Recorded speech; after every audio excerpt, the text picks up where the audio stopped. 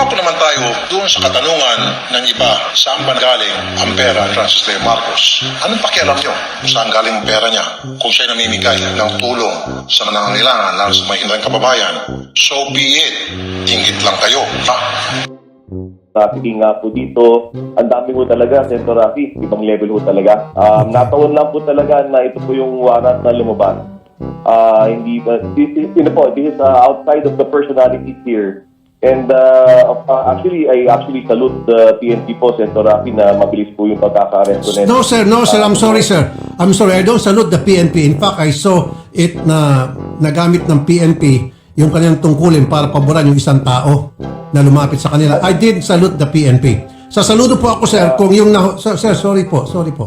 Sasaludo po sana ako sir kung yung hinuli nila, binaranda nila sa media ay kidnapper, bank robber, rape with homicide, yung ba mga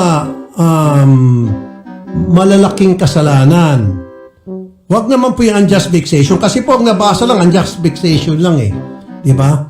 Kung yung mga karumal-dumal na krimen, yung nag-chop-chop ng tao, na marami po dito yan. Almost every month, meron kami chinap-chop, binarder, nilagay sa maleta. Bakit yun hindi po pinapalabas yung mukha ng mga suspect? Bakit yung mga suspect na mahuli, hindi po pinapreskon? Meron dito, di ba, yung nilagay sa maleta, yung babae, nung magkaibigan, nahuli yun. Bakit hindi niyo preskon yun? Chap-chap yun, chinap-chap yung babae, nilagay sa maleta. Tapos tumakbo na Mindanao yung suspect. Nahuli nyo, nasa custody nyo, walang preskon. Bakit ito, unjust vexation, preskon ninyo? Sir Rocky, sabi ko nga po sa inyo, ako po yung kasama po ninyo dyan. Yung po mga lahat po ng kriminal, yung po kailangan nyo nga po mga warrant, details, photos, kasama po ninyo ko dyan. I will provide you po with those details. Sabihin nyo lang po sa akin. Yun naman po, sabi ko nga po dito, o nga po, it might appear na unjustification lang po ito, pero hindi nga po, Senator Rafi, I can provide you with the full case folder. Kaya po may perjury po dito, ang dami po, nakakahaba po, Senator Rafi. Meron pa nga po private armed group, masyadong mahaba po. I'll be happy to cooperate po. I understand where you're coming from, Senator Rafi.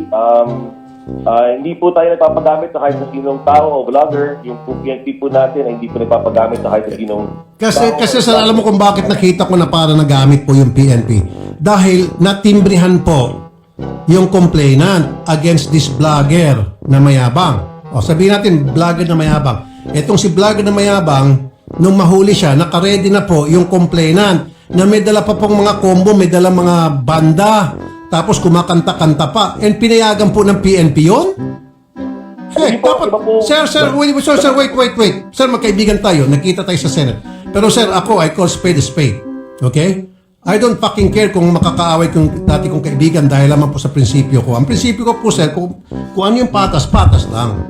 Kung ano yung mali lang. Yun po yun eh. Meron ako nakitang pagkakamali dito. I don't care dun sa vlogger na mayabang. Okay, sobrang yabang talaga. Maging ako, nainis ako dun eh. Pero hanggang doon lang tayo sa inis. Pero wag natin pinipersonal. Yun po yung point ko. Ako talaga, sir, para sa akin, saksakan ng yabang yung taong yun. Pero yung ginawa sa kanya, grabe naman. Sobra na yun, sir. We acknowledge your comment po, Senator Rafi. That's point well taken. Wag na po maulit yun, sir. You tell the PNP, wag na maulit yun, sir. Yes, Senator Rafi. Makakarating po. Pero in defense po, sabi ko nga po, we will support you. Yung po hiningi po ninyo mga detalye and photos, we will give. Sabi ko rin nga po, ang na-highlight lang po kasi, nagsalita rin po kasi yung pong vlogger nga na yun, isa, yung pong hinuli, as sabi niya, unjust vexation lang po yun, yung kaso niya. Pero sabi ko nga po, mahaba po, Senator Rafi. Yes, sir. Again, for the last time, pagtibagsangan ng oras, it leaves a bad taste. Kasi example, hulihin siya. Alam na nung PNP. Ibig sabihin, itong complainant laban dito sa mayabang na vlogger, tinimbilan yung PNP. Ngayon sabi ng PNP, wag kayo mag-alala, huli na natin. Now, pagdating po doon sa presinto, nandoon na po yung banda. May banda, sir. Tapos may mga Sir, sandali lang, sir. Sir, wait. Marami doon nagkakantahan pa sila. Yung kantang pang-asar, which okay lang. Kasi asadero din. Mga asar din itong sinahuli. Kung tutusin, walang pakialam kasi nang asar ka ngayon, inaasar ka naman. Nabigyan.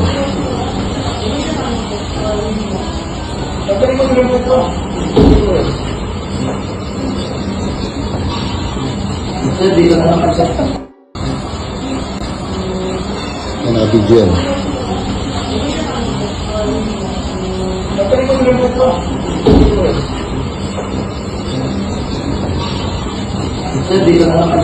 Pero wag sana sa level na pati yung PNP, the PNP will stoop down to the level of this guy na sobrang yabang kaya nahuli.